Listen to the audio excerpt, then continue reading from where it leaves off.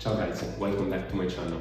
Today's video is going to be about the experience of being a digital nomad. I fortunately had the chance to stay in Bali, which is a little island in Indonesia, for over a month.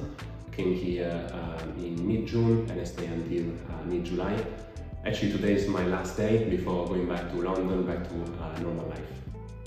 Being a digital nomad might be a dream for many, or maybe just an experience that you might want to try one day, especially if you feel like stuck in the office or stuck in your hometown.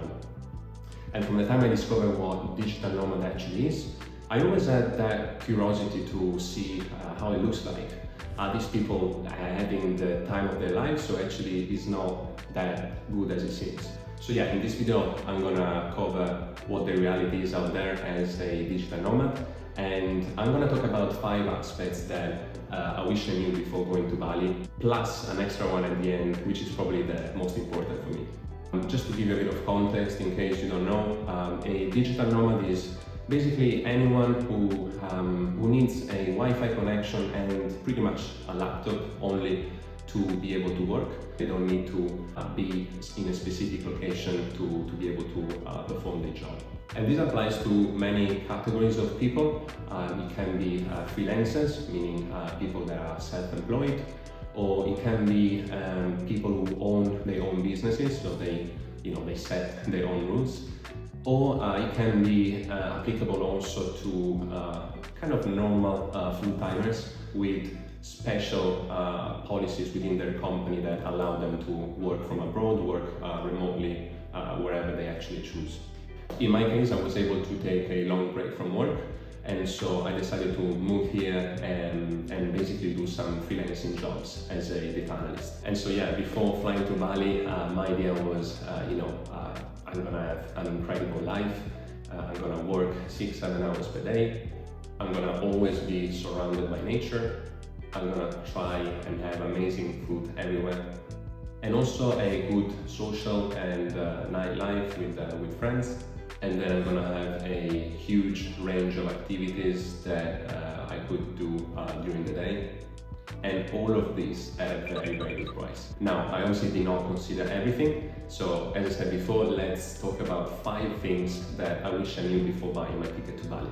Point number 1, a completely different routine.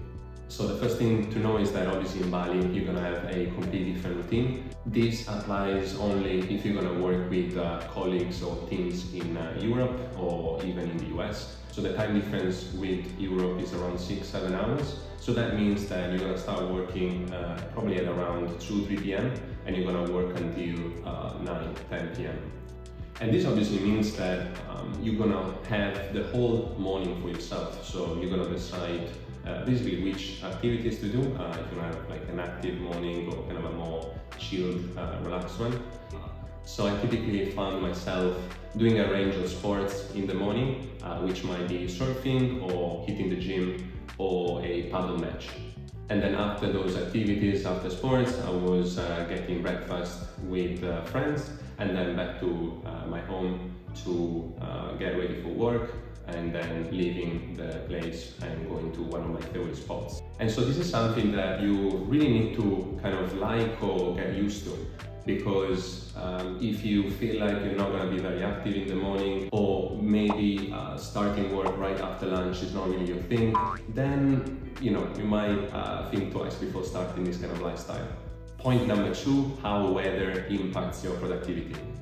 Body temperature is super important to take into account. I just feel like working after 10 a.m. without air conditioning or a fan, it's just crazy, you just sweat. Humidity is like 7 million%, and to be honest, there are all the right conditions to just take a 10-hour nap. And I feel like I'm saying this as a very kind of productive person overall. So yeah, I really didn't expect to have these kind of issues to stay productive during the day and do some actual work. Point number 3, forget about the office. In most cases, there is no such a thing as an office for digital nomads. You have to get used to work in cafes with a lot of people around, a lot of distractions, maybe in co-working space, but you're still gonna have, probably not your private space. For me, it worked very, very well because I'm this kind of person that whenever I have a lot of people around doing things, it actually motivates me to do more as well. But I also know a lot of people who could never work with so much distractions around. My personal way, or kind of a trick that I have, is just using headphones with noise cancellations. Because yeah, even if you have a lot of noise around, you can still kind of create your own little bubble and just focus on your work. And also a little thing that I didn't consider is that a lot of places around 6-7 p.m. becomes more kind of restaurant dining spaces. So many times happened to me that I found my spot, I open my laptop, I connect to everything that I wanted to do, and then right in between my work there was this waitress coming to me saying, you know, I have to close your laptop because now it's going to be dinner time, so you're not allowed to work here basically. Point number 4, being a digital nomad is not always fun. So yeah, there are so many things that can disturb you or get on your way when you work. And this includes Wi-Fi problems, because again, you're not going to have, often you're not going to work within an office, and so you need to find a cafe with very good Wi-Fi. Maybe you are on a call and then all of a sudden there is someone around making a lot of noise, or maybe there are people that are just laughing, so again, maybe you have to change spot. It's not going to be like that professional to have that phone calls. And you're still in a tropical place, right? So there are a lot of things that are different from back home that, again, you might not have considered before. It could be even silly things like, having a lot of insects around.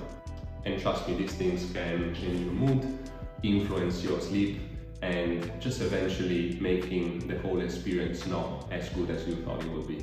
Point number 5, the digital nomad community.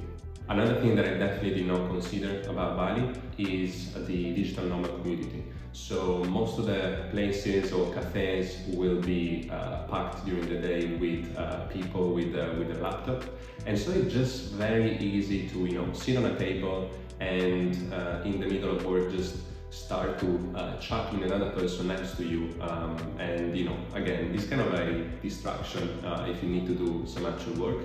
And also in general, if you work in co-working spaces, they tend to organize a lot of events on late afternoon and evening. Everyone seems to be much more open to have a chat with you, which is something that I find very, very different compared to London, for example, where everyone seems to be very concentrated on their work. And it actually became very tough for me to just say no to a lot of events and invites that I got from these people, just because I had to focus on work. So just consider that if you want to start a life as a digital nomad, then you will need that kind of extra motivation and self-control. Extra point, and maybe the most important, new place means new people.